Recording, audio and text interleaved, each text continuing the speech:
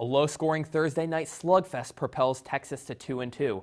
Soccer and volleyball find success in Austin, and highlights from an eventful weekend around the college football world. All is next on College Press Box.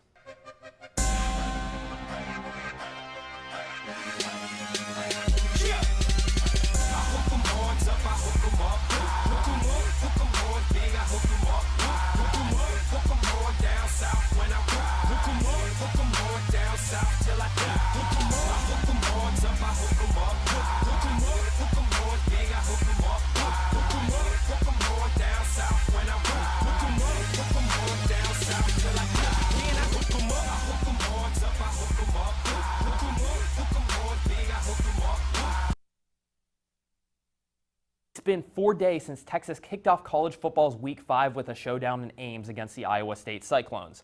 Despite being held to just 2 touchdowns, Texas managed to escape Jack Trice Stadium with their first Big 12 victory of the season. Longhorn defense, anchored by new coordinator Todd Orlando from Houston, stifled the Iowa State run game, and the Cyclones just rushed for only 10 yards in the 17-7 loss. Alongside me is college football analyst Sean Mapes to discuss Texas's low-scoring road victory over what looks to be an improved 2-2 Cyclones team.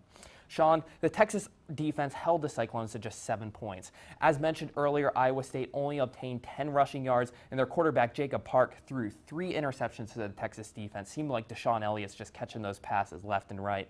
After giving up 51 points to Maryland in Week 1 in that abysmal defensive performance, do you think this unit is recovered and is molding into one of the nation's elite defensive units? I wouldn't say so far, with Maryland being on the resume. So far, it's not one of the best teams' defense in the nation, but it's definitely the best unit on the field for Texas. You know, you look at Todd Orlando, it really shows you what kind of impact bringing in a strong coordinator does for a team. I mean, we had Charlie Strong last year, and defense could never get it going the entire time he was here, really.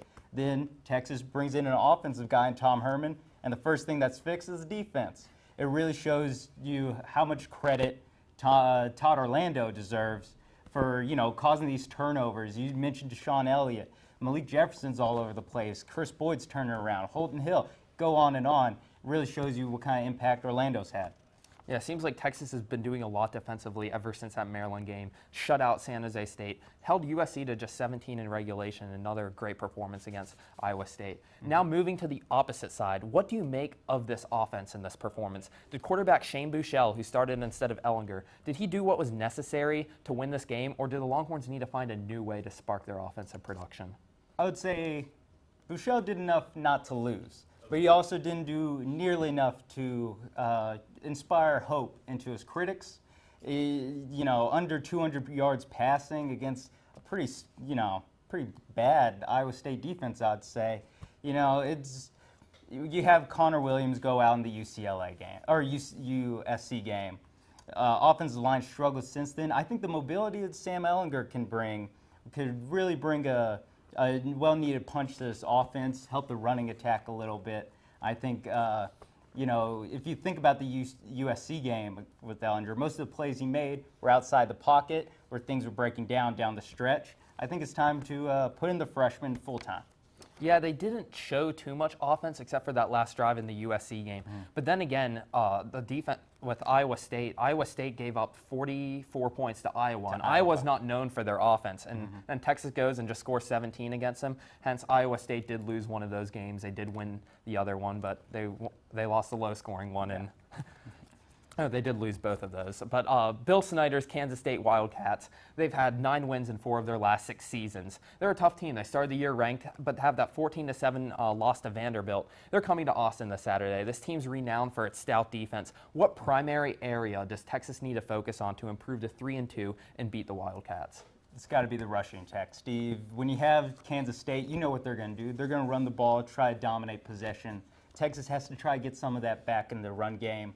You know, they only rushed for 2.7 yards per rush against Iowa State, 1.9 against USC. You gotta give a little bit more on the running game. Tennille Carter, Coach Herman said he's going to get some more work. He was mostly a passing threat against Iowa State, but I think if he can get it going, if they're at least willing to give him the ball more than they're willing to give Warren the ball, I think that could really help the Longhorns hang in there with Kansas State.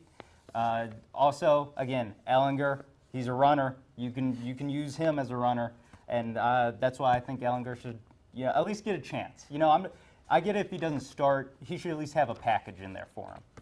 We saw Texas implement a lot of different runners in that San Jose State game. It'll be interesting because Kansas State's a tough defense to see if they can do that. Well, thank you, Sean, for all your analysis. When we come back, we'll discuss the other events that transpired in Texas sports this weekend. College Press Box will resume shortly.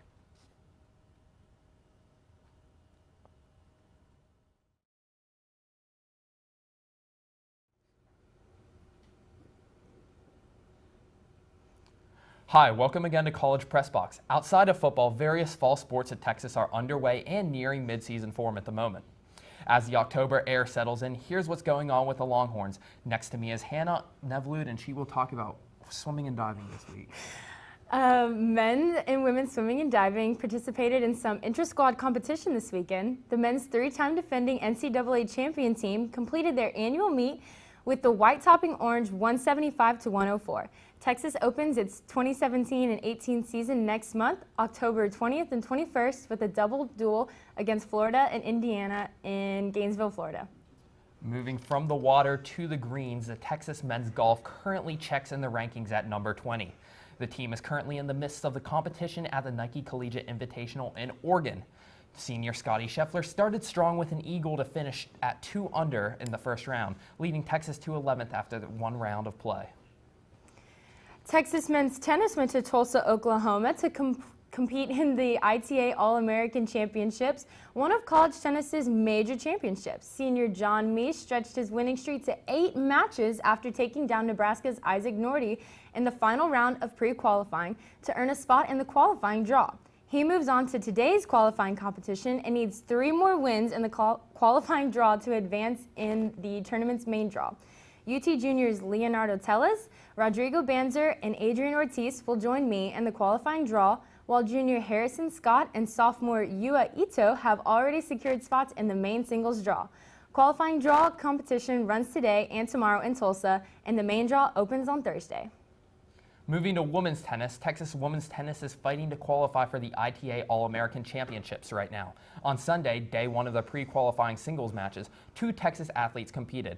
Katie Paluda defeated Janina Braun of Mississippi State in the round of 64 before falling to the North Carolina Tar Heels' Alexandra Sanford in the round of 32. The other competitor from Texas, Marta Perez-Mur, was narrowly edged in the round of 64 by Virginia Tech's Elena Cerezo-Odina. Number 5 Texas volleyball swept Kansas State in 3 games, outscoring them 55-34 in total points. The Longhorns committed only 2 hitting errors on 89 attempts for a .494 hitting percentage.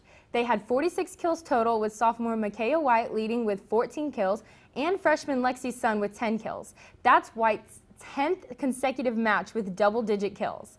And the number 1 blocking team in the nation proved again just why they are, with a total of 9 blocks. The Longhorns are now 3-0 in Big 12 record. They will face TCU there on Sunday. Texas's volleyball has already been an established powerhouse, but Texas women's soccer has been doing very well this season. They won in a close, high-scoring thriller at Mike Myers Stadium on Friday night, defeating Texas Tech 3-2 on a goal by Sierra Hinson just outside the 18-yard box to jump to 11-0. But that unblemished record would soon be rewritten with Texas tying the Oklahoma Sooners on Sunday in a scoreless 0-0 match to make them 11-0-1. So Texas volleyball has been excellent this season and just coming up short in the title game 2 seasons in a row. Do the Longhorns finally have the nucleus to win a championship this season? So with young team leaders like Morgan Johnson and Micaiah White and the addition of Lexi Sun this year, I think UT volleyball finally has their own Big 3, Steve, and have a very good chance of winning it all this year. I think this is one of the best teams they fielded in years. They got Agbagu back, who missed last year, and then Ebony Wanabu's also been stellar from the outside hitter position. You have that young talent, Lexi Sun, Micaiah White, just so much talent throughout. They're very versatile. They can do almost everything great defensively and offensively. I agree with you. I think that this team does have what it takes to finally win that final match of the year and maybe come on top again. Don't forget Kat McCoy in the back too, Steve. She's been an outstanding player this year as well. Yes, she does. And when we come back, Joe Morris will take us through what Week 5 had to offer in college football, including the possible downfall of a former SEC powerhouse. Stay tuned.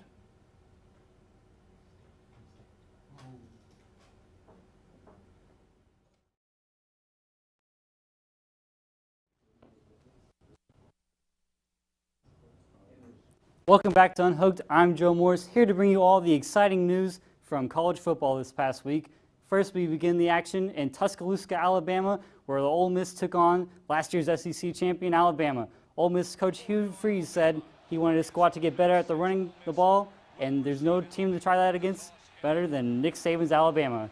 First and 10, running back Jordan Williams gets the ball, and here he goes. Oh, all right, not a great start, but just shake it off, and now the running attack is back in track, baby. Here we go, another 2-yard run. All right, just shake it off. Here we go again. Oh, more of the same. All right, nope, not this time either. All right, they're filling a kickoff. You'd think they can get this, and oh, he botches it. All right, they're getting the ball back, but oh, a 12-yard gain on the kickoff.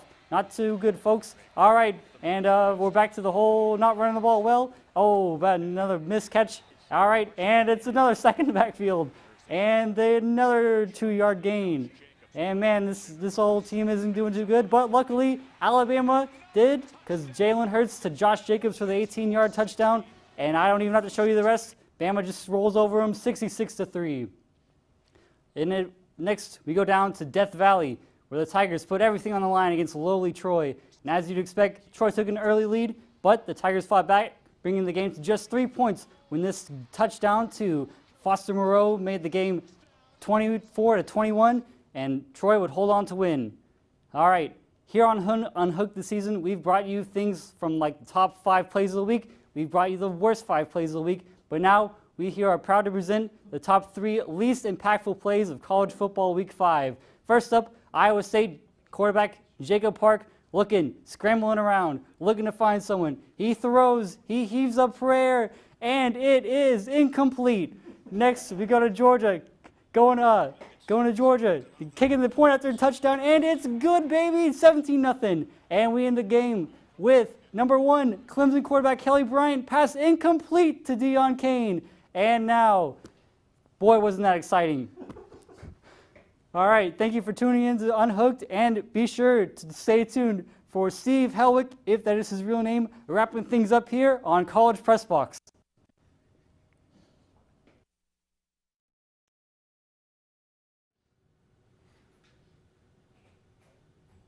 Welcome back to College Press Box. Texas Athletics has yet another full week ahead.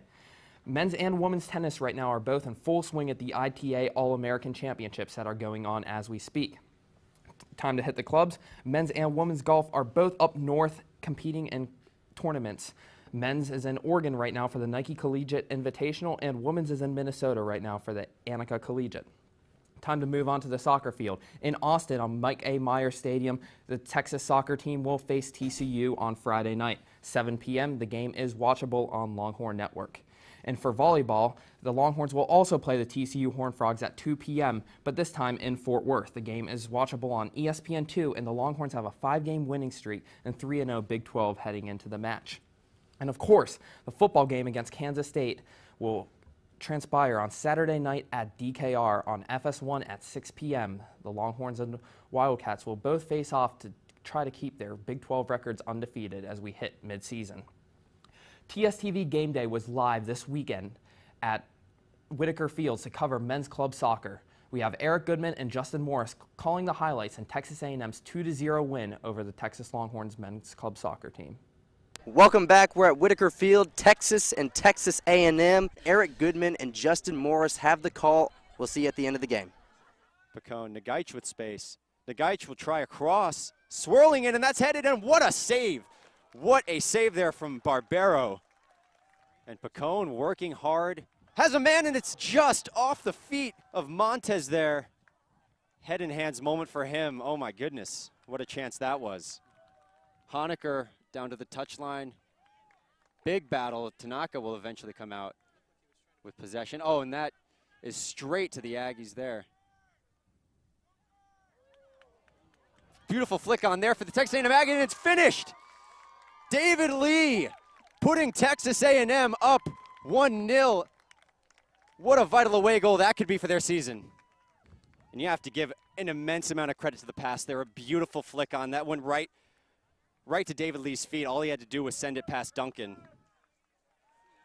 Played up with men in space. Picone now. Picone will try a shot, and just wide.